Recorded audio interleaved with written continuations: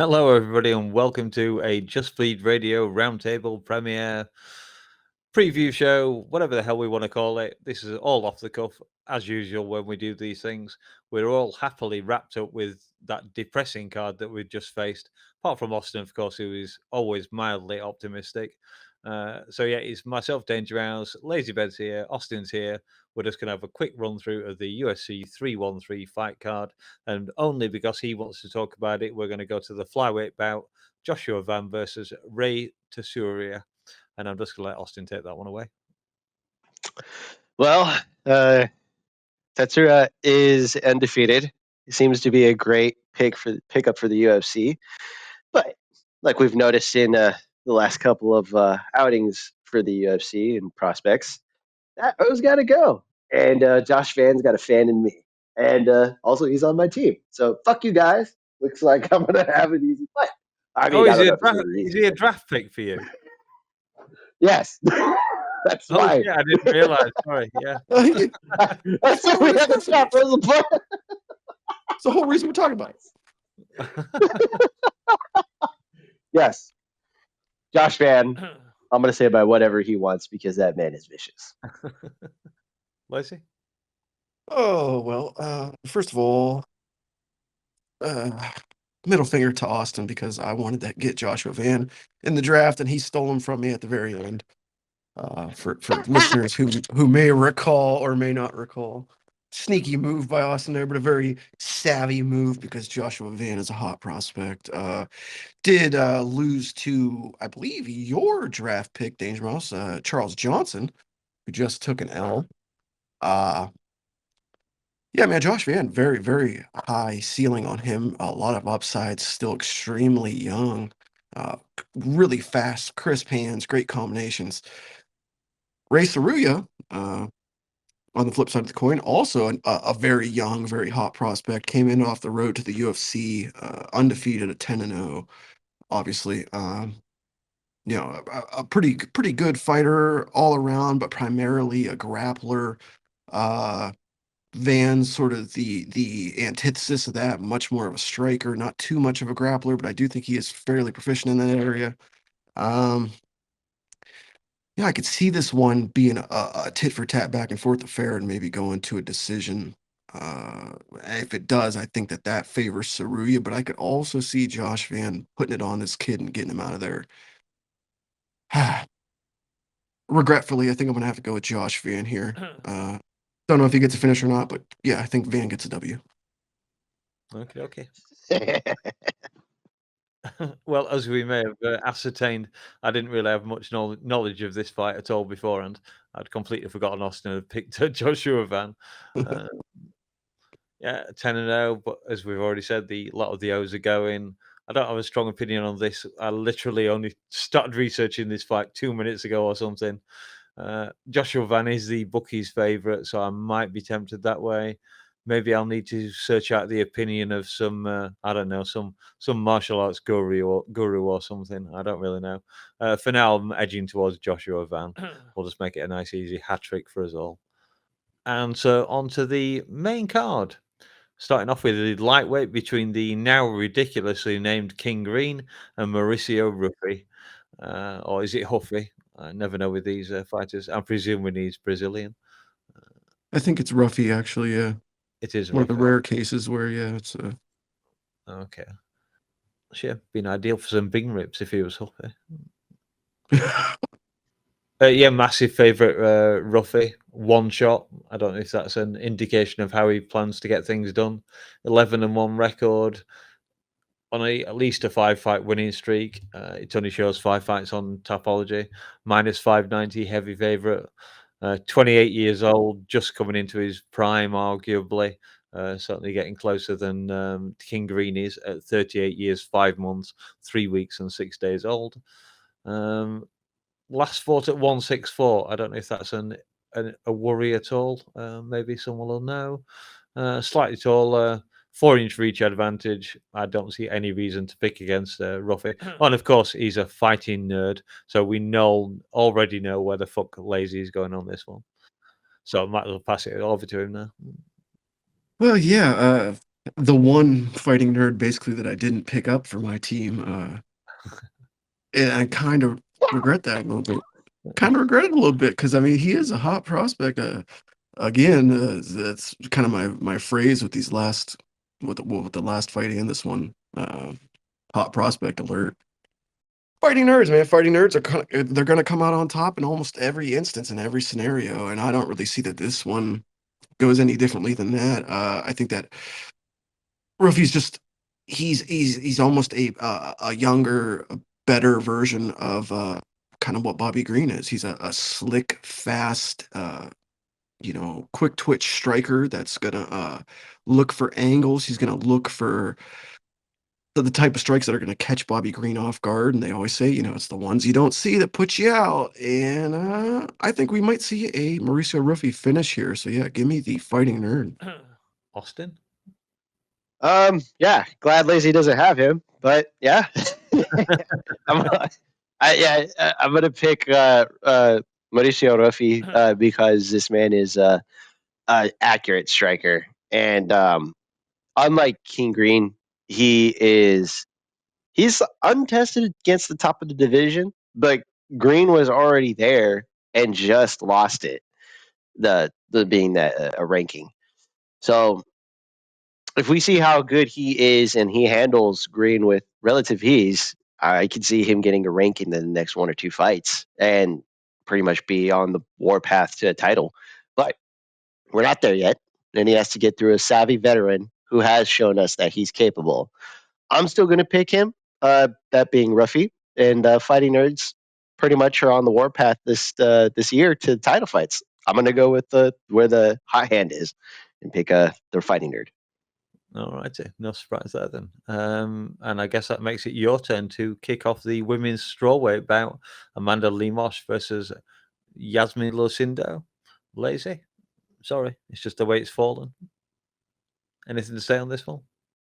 Well, I mean, I suppose I have to have something to say. Well, Battle of the Brazilians.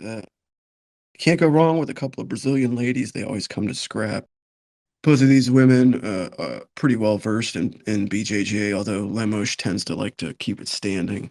I'm not too familiar with the recent runs they've been on, so let me give that a quick look. Ooh, Lucindo currently sitting on a 4-fight win streak and only 23 years old. I think that tells you right off the bat which way I'm going here because I know Lemos is quite old. Yes, she is at 37 years of age. Yeah, this is probably just going to be a case of momentum and trajectory in their careers. Lemos likely on the way out, although we know women tend to have a later expiration date than men. She's still a contender in this division as there's not many to begin with. But yeah, I think that the younger woman is probably going to get it done. So give me Yasmin Lucindo. All right. No special? Anything special to add? I'm going to go the opposite way. Mm-hmm.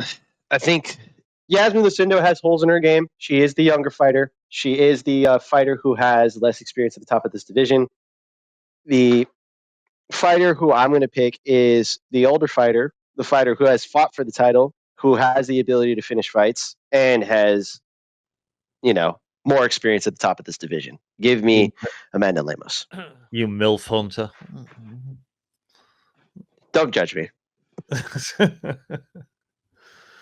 Okie dokie, yeah. Everyone knows that how much I hate people with throat tattoos, especially women with throat tattoos. I find them absolutely disgusting, but that's not going to stop me picking Yasmin Lucindo for this one. 23 years old versus 37 years old. In fighting, I'll take the youngster in this case.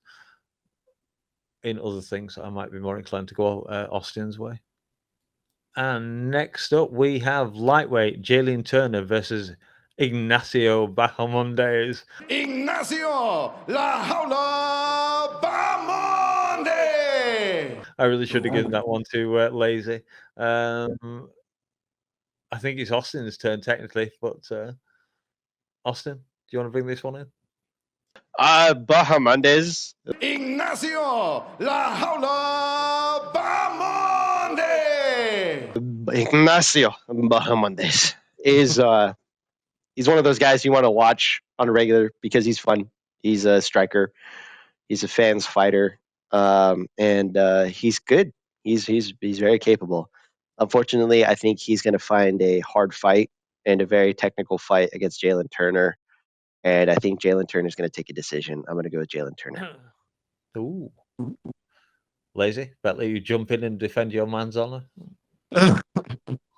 Oh, by my man, do you mean Ignacio La Jaula Bamonde? Yes, you must. You must. Oh, Ignacio, aka Nacho, pointed out every time, training partner of Bilal Muhammad.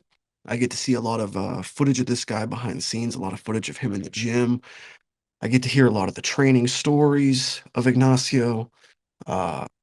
Really good young kid, really great head on his shoulders, a good mind for the sport, a student of the game, if you will.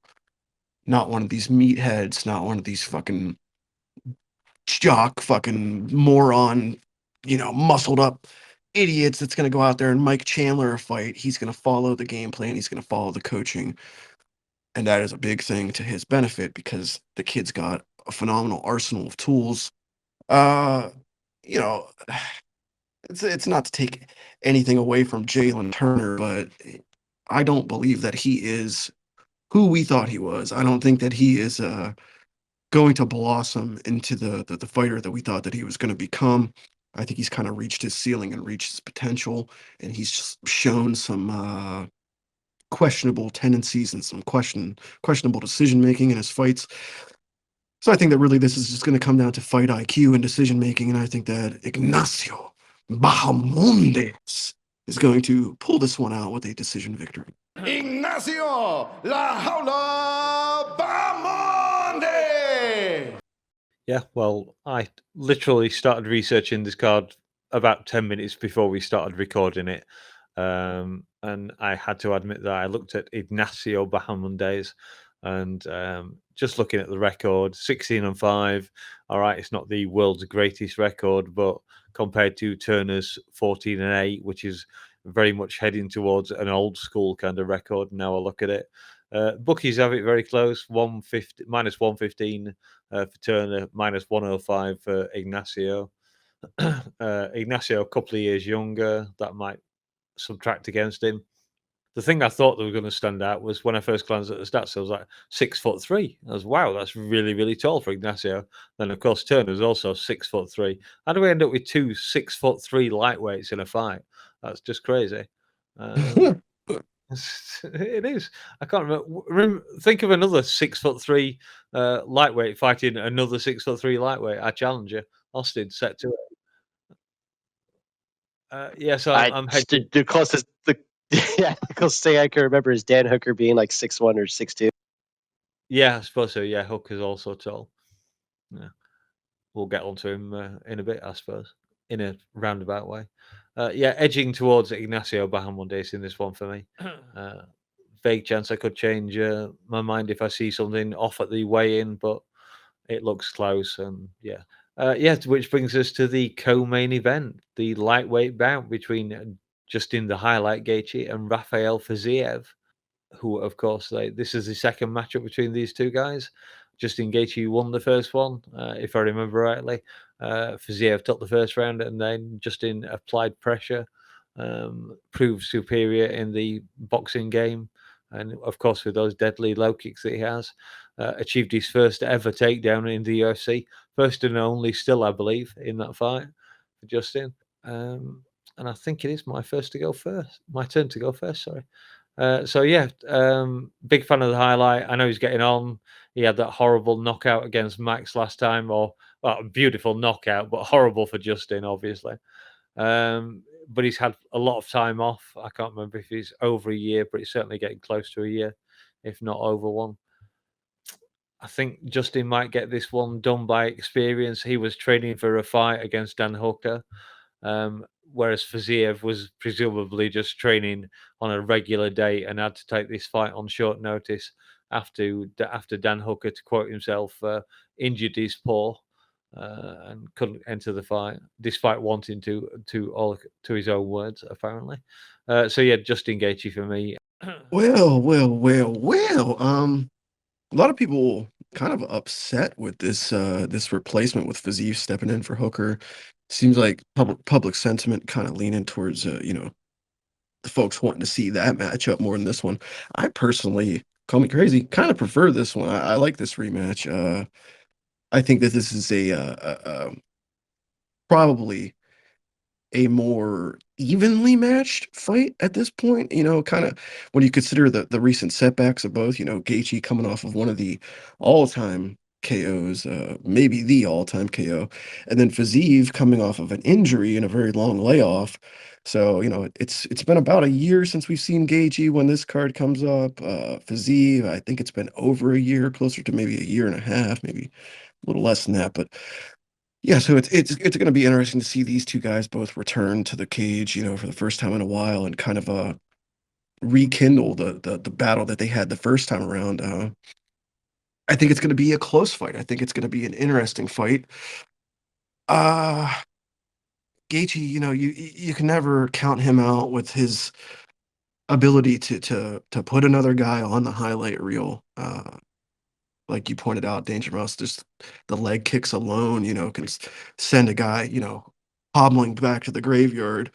Uh, Fiziev, likewise, just phenomenal Muay Thai altogether. The knees, elbows, all 8 limbs, flying at incredible speeds. And he looks like the fucking guy from the Vikings TV show, Ragnarok. But anyway, uh, yeah, man. I just think that this is gonna be a really fun fight regardless of who wins. But if I have to pick a winner, I think I'm gonna have to lean towards Fiziev. Their first fight was pretty close, and I just think that Gaethje is kind of reaching the tail end of his career, and I'm not positive that he can bounce back from a knockout like that. And I think if anything, the time off and the injury layoff might have refreshed Fiziev. So yeah, give me Rafael Fiziev. Yeah, I have to make amends because I think I picked Fiziev in the first fight, and of course Justin won it. So either way, I'll be equal this one. I'll make amends either way. Austin, anything to say on this one? I'm sure you do. Yeah, if you can hear me. Can you hear me? We can, yes. Okay. To be fair to Justin, he should win this off the merit of experience, but I think this is a trap fight. There's a possibility that Justin gets knocked out brutally because his chin is no longer there. I don't know if that's the case or not. I do know that this is a trap fight for sure. I would have, unlike Lazy, and yes, there has been some discontent because this fight kind of seems to be put together haphazardly. Um, to me, it should have been Justin Gaethje, and it could have been at a catch weight, except the UFC said no, we don't do catch weights, but for some reason we'll just arbitrarily do catch weights when we like it. This would have been a great opportunity for that trilogy and would have helped the pay per view, but no, we're doing this fight instead. Whatever. This is a trap fight for Justin Gaethje, and I do believe he will get finished. He shouldn't, but I have a feeling that he will lose this fight. So I'm going to go with Fiziev. Wow, finding myself alone in following Justin. So that gives Lazy the main event. Alex Pereira, Magomed Ankalaev. What you got for this one, pal?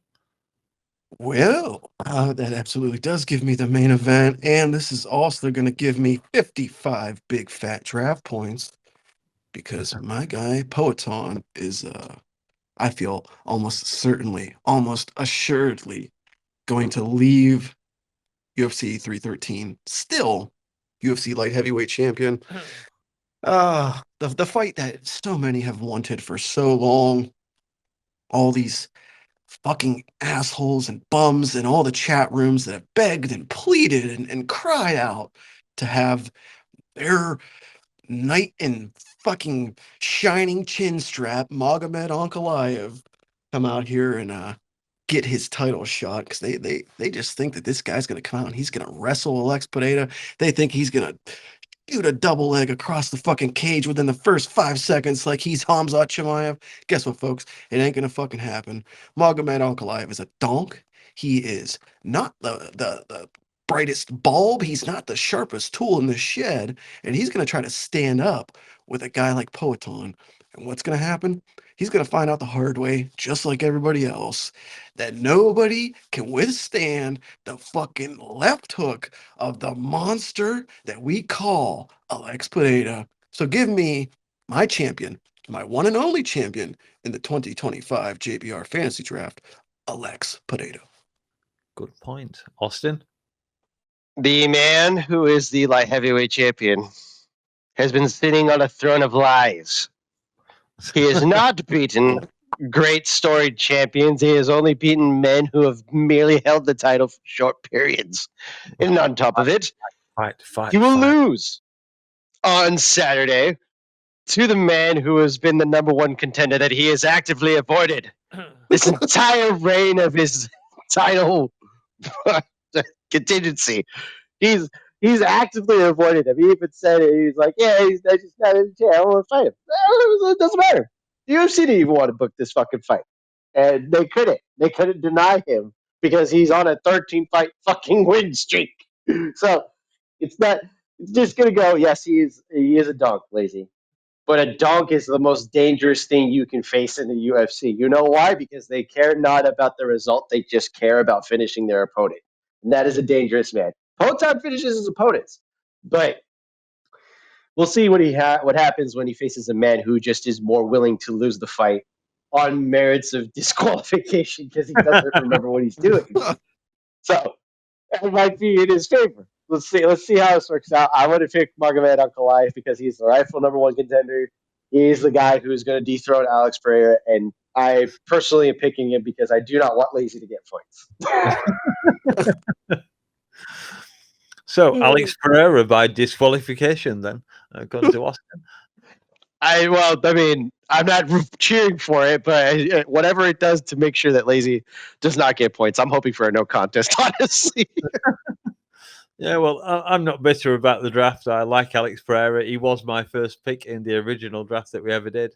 Magomed Ankalaev, has had some dubious problems in the octagon with illegal strikes and all the rest of it. I think Alex Pereira is going to get this one done. I think he's going to get it done because Magomed Ankalaev wants to strike, and also everyone seems to claim that he's, as Lazy's already pointed out, he doesn't charge across the cage and get a double leg. This guy has 0.92 takedowns per 15 minutes. If he gets a takedown, it's because he's held you up against the cage and managed to get a trip in and got you down that way. And yes, he might have good top pressure, but we've seen Alex respond to top pressure before. And as long as he can get enough of the round striking, then it won't matter the grappling side of it, or shouldn't matter anyway. If the fight follows if the judging follows the curriculum, as it were.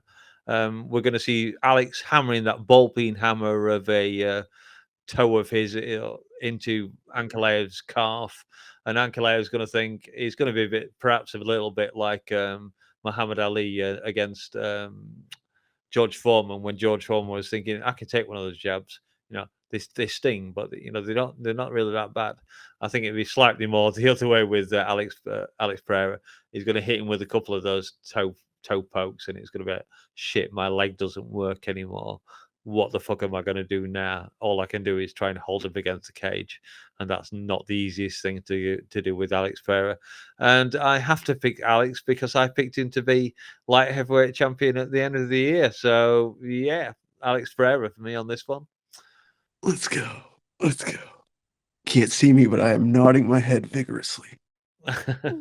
Yeah. I'm hoping for chaos, so both of you lose. Yeah, I will not be biased for the draft on picking my favorite fighters. Any quick words on Curtis Blaydes versus Rizvan Kanaev? It was the only other name on the fight thing that really. Curtis Blaydes better fucking absolutely destroy him. Well, yeah, you would hope. God, this one just doesn't make sense, right? It just doesn't. There's no reason for it to be happening. It's not like Curtis is a terrible fighter. He's a ranked fighter too. I don't get why we're doing this. Yeah, wasn't his last fight Tom Aspinall? Yeah. It was for the interim title. Yeah. So why the fuck is he fighting this no-namer on a prelim card? I don't know. Literally. You got to think there's possibilities that like he's being forced to like defend his position because the UFC doesn't like him.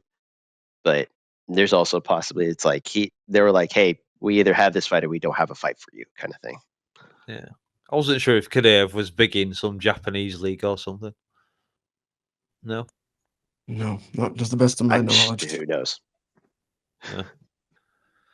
He had a no contest in the PFL, which it was a fight that got overturned because I believe he tested positive for a bunch of fucking dope. Oh dear, PFL. Just reminds me to mention Dakota Ditcheva. There she is. You already did that last episode. Yeah, that was a different episode though, Austin. I didn't mention in this one. You've got to mention the quote at every possible opportunity. She will be there next year when the PFL goes under. I think that just about wraps it up, doesn't it? That's the main card done. That's a couple off the undercard. The only other name, well, there's hardly any other names that are highlighted in purple on Wiki. Petrosian and Morono. But no, we're coming up to the 45-minute mark, so we might as well wrap it up there. So I hope you've enjoyed doing that. I enjoyed listening to us ramble on through this preliminary card. Yeah, fuck it, we're out of here. I really can't think of anything more to say. It's been a long day. I was up at 8 o'clock this morning. All right, we got 3 episodes in one. Let's go. Exactly, yeah. Three episodes in one night. Bye-bye, motherfuckers. Bye-bye. Peace out. Yeah. Great job. Ta-da. Nah. I tried. You know what? I had a feeling you guys were gonna go pick out Alex, so I was like, you know what? Let me just put the heel move like John Cena did. That was fun. Took me slightly by surprise, but not that much again. Because he's sitting on a throne of lies. Is Dave not here? I'm not sure. He's here. Okay, I was just wondering because the recording was still going, so I was like, is he not here? Speaking in the third person, I love it.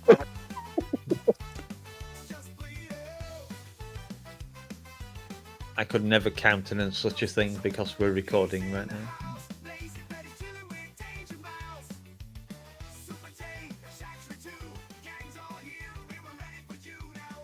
Screw it. I'm happy enough to go with the Brazilian on this one.